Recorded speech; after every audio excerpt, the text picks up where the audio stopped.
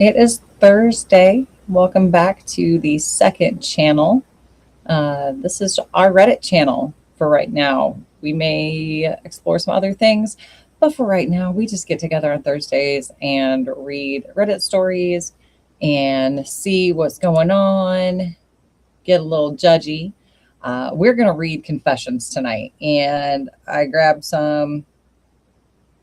Some of them are kind of silly titles. There's a couple that we may not read. Um, but I love reading Reddit. I really hadn't even read anything on Reddit. Kind of had an account, but I hadn't really done anything with it until a couple of years ago. And now I've become a lurker. And I think you guys like it too.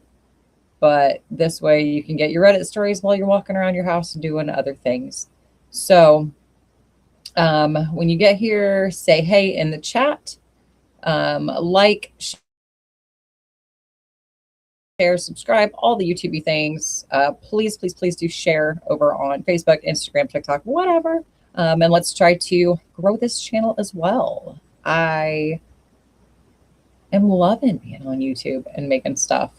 I guess we're not really making, we're together live, and then other people can hang out later.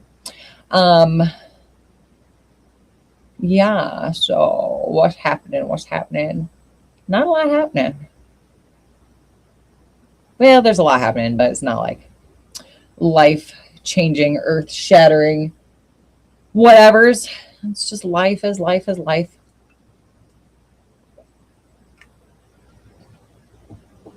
It got up to, let's see, the weather app says it is 80 degrees right now, but we've got serious storms moving through tonight again. Hail, saying there might be wind gusts of like 70 miles an hour. So it hasn't started yet. We should be fine. But if you guys hang out with me later on the Hallowed Hearth, we should be hitting the stormy part about the end of that one. But we're talking about Sasquatch over there. So yeah, check it out at 9 o'clock, Hallowed Hearth.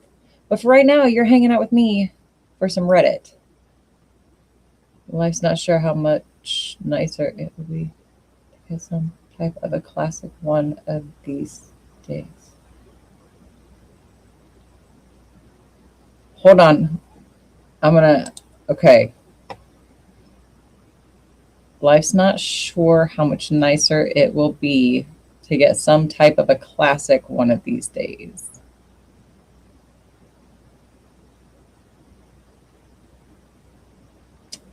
I don't know what that means. We may have to talk about that. That might be something from a movie that I don't. Okay. Detour. I have thought about, and maybe we'll do it on this channel, some sort of playlist called Of Course I Haven't Seen That, because there are a boatload of movies and TV shows that I have not seen. They just didn't hit my radar at the right time. Or like I was a sitcom rom-com girl growing up, which I still am. So yeah, like I finally just watched Firefly for the first time, and it was so good. It was so good. And I have finally caught up on some David Tennant Doctor Who. And I am not going to cry about that show tonight, at least not right now. I might cry about it later. But anyway, so that very well could be a movie quote that I'm just not getting, and I apologize. But we'll get into our actual stuff. I need to get glasses terribly. So I'm going to read my Reddit off of my phone as opposed to trying to stretch and read it off the computer. So, as I say, we've got a few tonight. They are confessions. So yeah, these are not people asking if they are the butthead. These are people who are like, this is just what happened. So our first one tonight, I grabbed because I really want to find out how this dude made this work. It is titled, I've been sleeping in a cardboard fortress for hours while at work. So I'll try to keep the details a little short so I don't dox my job. I've been working as a maintenance technician with my company for years. However, the last few months I've been sleeping up to 3 to 4 hours on my Sunday shifts. Sunday is our least busiest day of production, with the morning block having the system shut down for about 5 hours. Aha.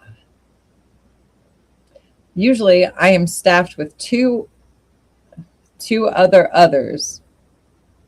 So maybe just 2 others throughout the week, but Sunday I am alone for half my shift. The fortress I make is entirely made out of cardboard boxes, some cut open. It is about 8 feet in length, 3 feet wide, and 3.5 feet high. I lay down on a roller bed that I used to work under the machinery, and a Batman travel neck pillow. An hour before next shift starts, I pack everything up and stash it. My boss doesn't come in until weekdays, and I haven't told anybody about this. I will continue on doing it. F my company.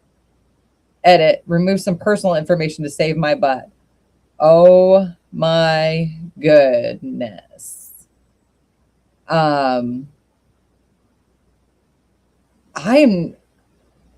don't fall asleep that easily. I need to know where this is, as like in the building. How do you? Yeah. Ooh, wait, hold on. I must have missed a comment somewhere. Because down in the comments, somebody says, my dude, the bathroom floor, weren't you grossed out? I didn't see where he said it was the bathroom, but ew. Ew. But I don't understand, if everything is shut down for like 5 hours, why are you even there for a full shift? I mean, I worked at a place selling office supplies. In our warehouse, you definitely could have found places to sleep because it would have been quiet. But I'm not sure where you were in your building.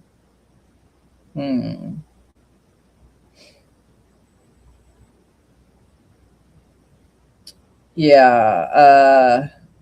Posting it online is the risky part, honestly. The nap itself is whatever. Half the jobs out there have dead hours. People just don't usually document it. Yeah. Yeah, I'm not sure if you were flexing, feeling a little guilty, just needed to get it off your chest. Next comment says, I worked in a warehouse with a guy who used to disappear for hours at a time.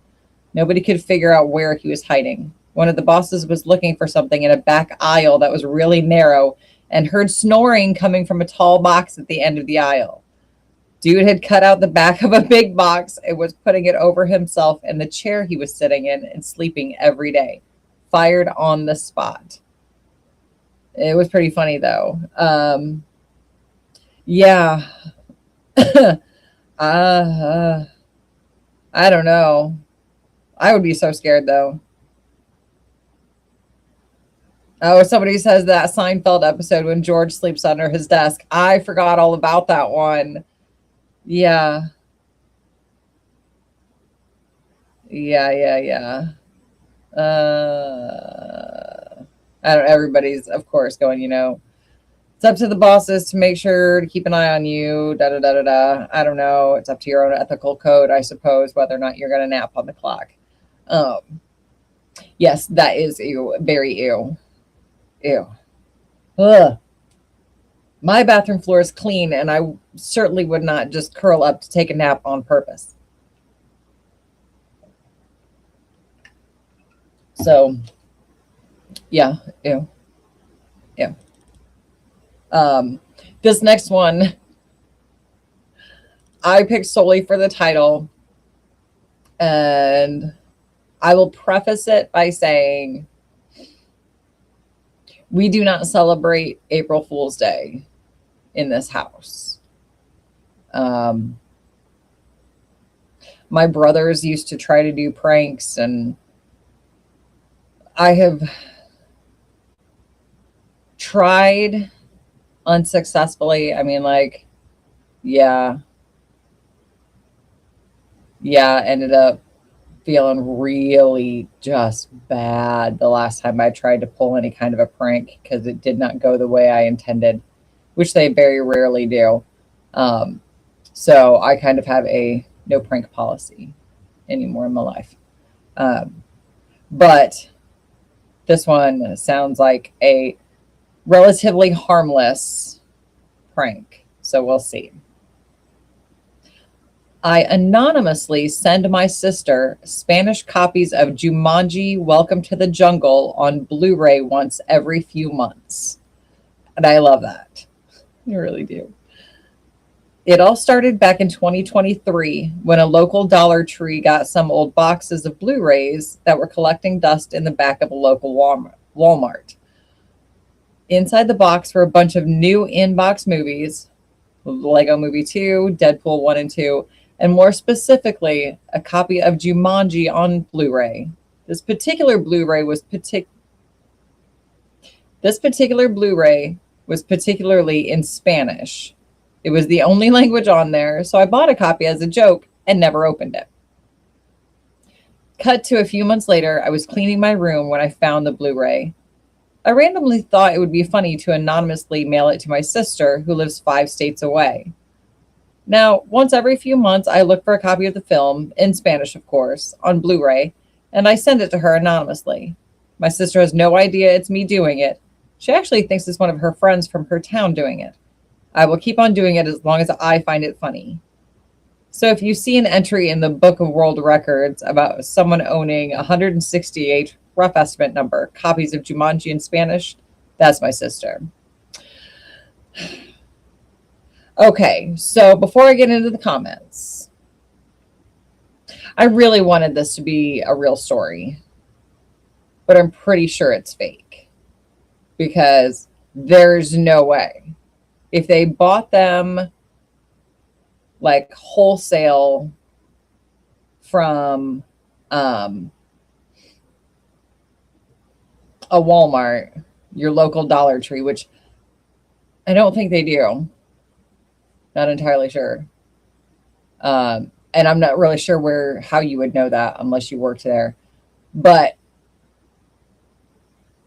yeah, I think as soon as I mailed the first one to my sister and thought, hey, this is something I want to keep doing, I'd have gone back and bought every single one. Because you're not going to find them. Like they do restocks at their store too. So I really wanted that to be real. Well, let's get in the comments and see if they actually do anything. First comment says 168. How are you even finding exclusively Spanish copies of Jumanji in such quantities? And more importantly, is it pronounced Humanji? Welcome to the Jungle in Spanish.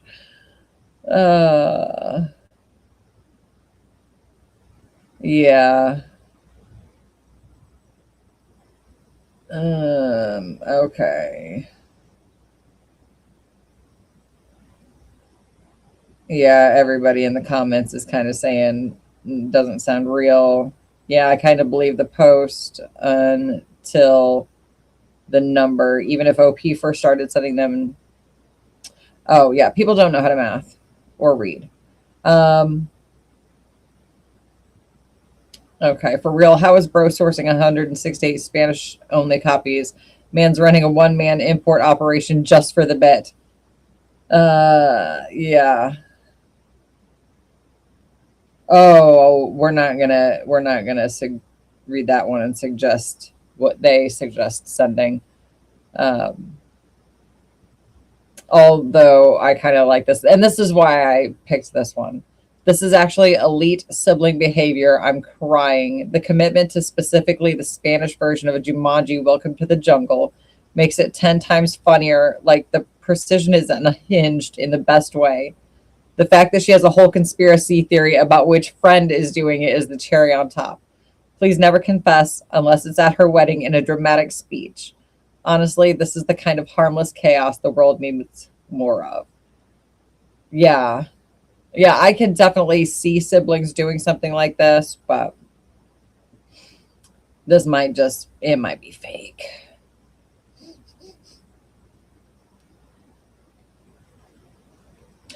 But this one,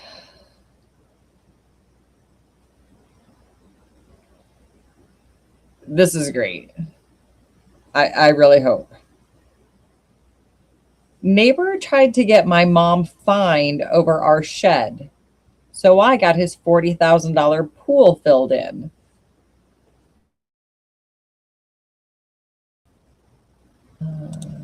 Oh, burnt copies, maybe, but I don't know. OP made it sound like they were actually like buying that, but you'd have to buy them all at once. The store's not going to hold on to them. But anyway, okay. So neighbor tried to get my mom fined over our shed, so I got his $40,000 pool filled in. I live with my mom. She's quiet, keeps to herself, never bothers anyone. A few months ago, our new neighbor decided to report her to the city for having an illegal shed in the backyard. Total nonsense. The shed's been there for years and is full permits. An inspector came out, checked everything, and left without a word. But the neighbor, smug, acting like he'd scared us. So I did a little digging. Turns out his brand new pool was way too close to the property line and illegally built over utility easement. I reported him, sent photos, quoted city codes.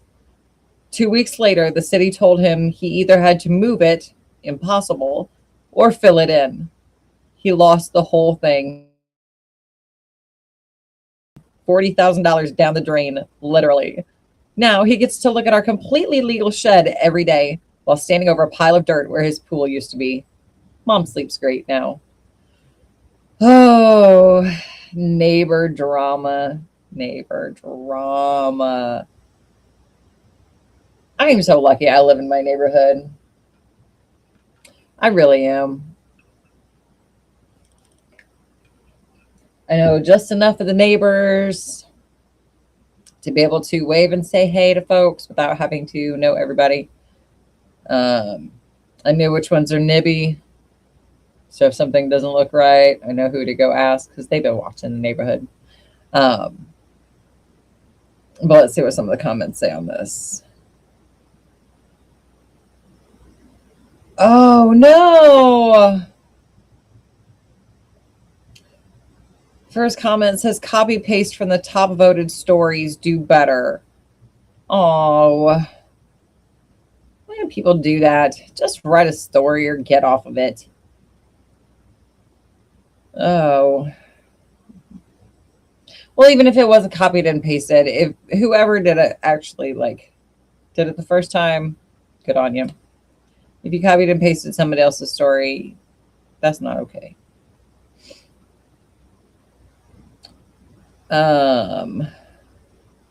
Okay. I got away with the most petty and costly act of sweet revenge.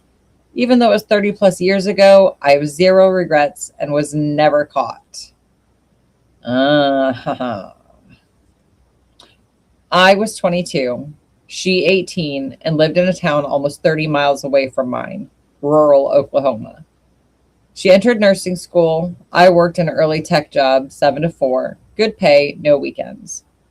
At the time, I had purchased a starter home, owned my vehicle outright, etc. This little redhead was down to try anything sexually. It was her superpower. Our only difference was our religion. Me, a pagan, her a Southern Baptist. It never really caused any issues.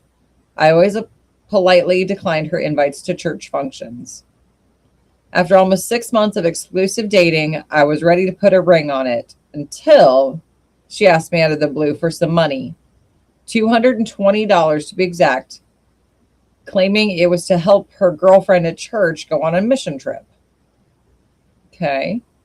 I looked at it as a good karma deed with a tax deduction. She even produced a church letterhead thank you note. Okay. The next weekend, she asked to borrow my truck to drive camping gear to a local lake for her girlfriend's farewell party, knowing I would not attend as it was her youth group throwing the gig. Gonna be at the church? Nah, thanks. I said okay. She let me drive her new Ford Tempo in exchange. I took the opportunity to go ring shopping, found a modest band with 3 little diamonds, paid the deposit, and had the store hold it.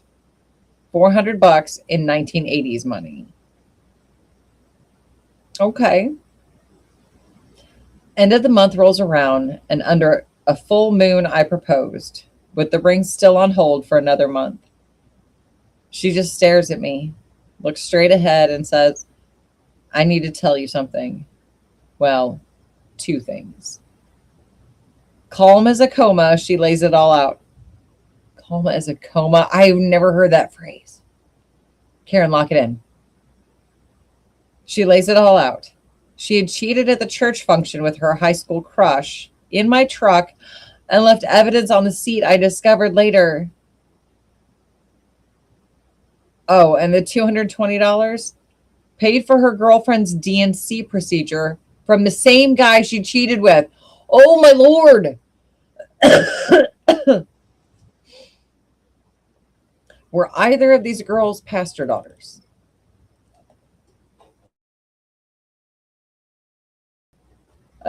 Exactly. Calm as a coma. I would not be. Oh, no. Absolutely not. And I can forgive a lot. Yeah. Both of them. Absolutely. There'd be, yeah. You know. And I know you know. And you know I know. Oh my goodness. I was stunned into silence. When I did come to my senses, I threw my hands up and told her to forget she ever knew me. Absolutely. Walked back to my truck and left her several miles from her house. Jumped to about 6 months later, after several ignored caller ID calls. Wait a minute. Caller ID calls in 1980? 80s?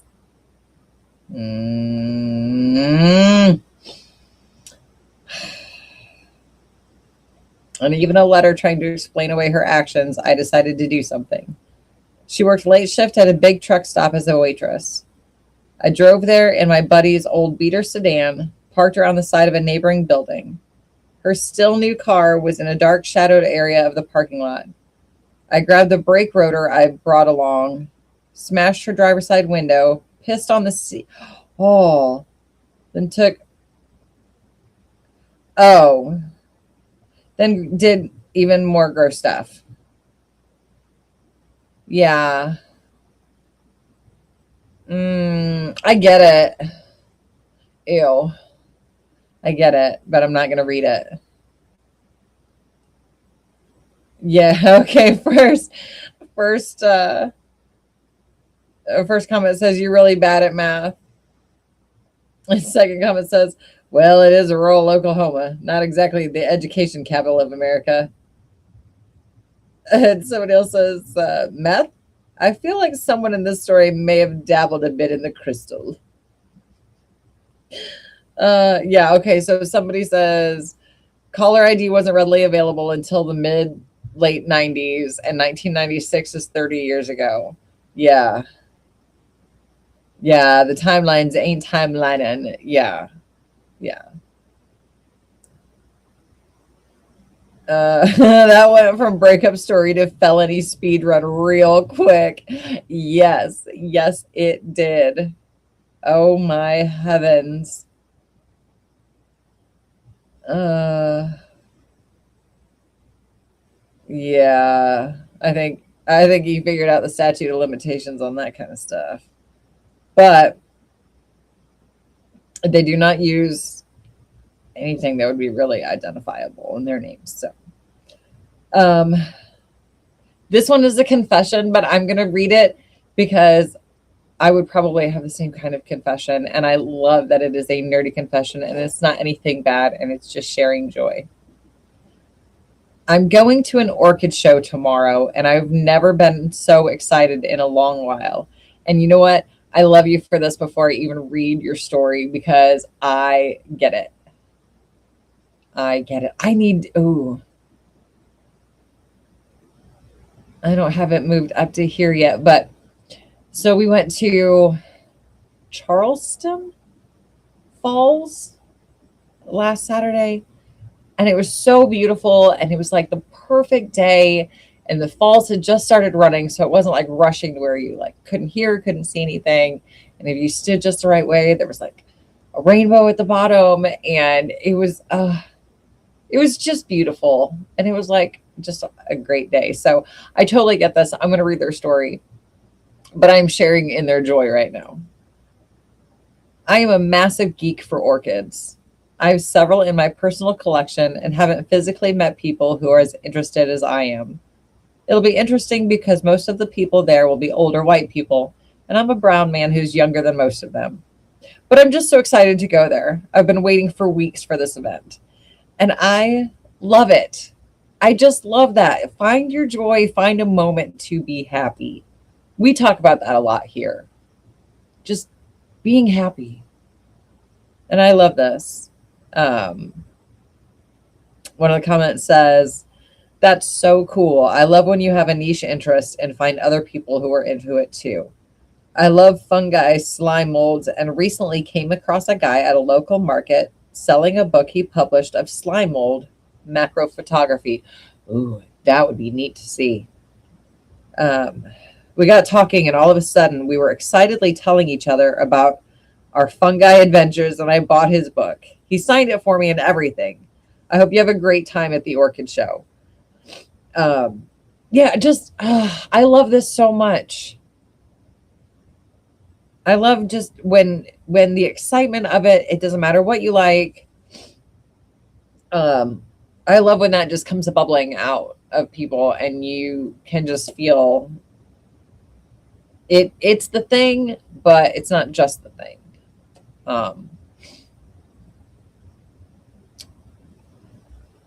I have one that a friend saved from a dumpster and gave to me, and I'm just thrilled that it has bloomed 4 to 5 times since I've had it. I have had, well, let me say it this way. Ooh, the storm's moving in.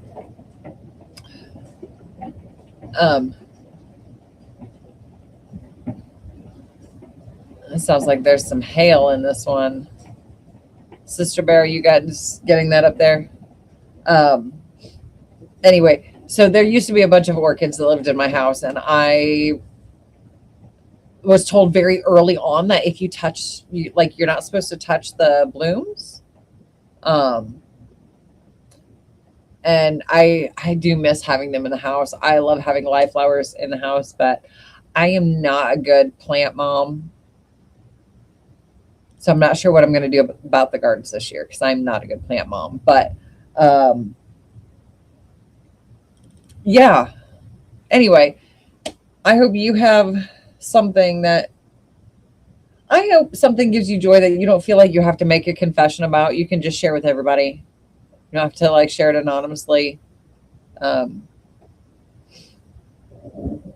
it doesn't have to make sense to anybody else. It could just be something that brings you joy. And yeah, but you guys, thank you so much for being with me again on a Thursday night. It is really starting to get wild out there. So I'm going to shut everything down for a minute. Just make sure there's no issues before my 9 o'clock stuffs. But I really appreciate you guys. We'll see you next Thursday right here. Again, do the YouTube things, hit the bell, all that kind of good stuff. And yeah, I will see you next week.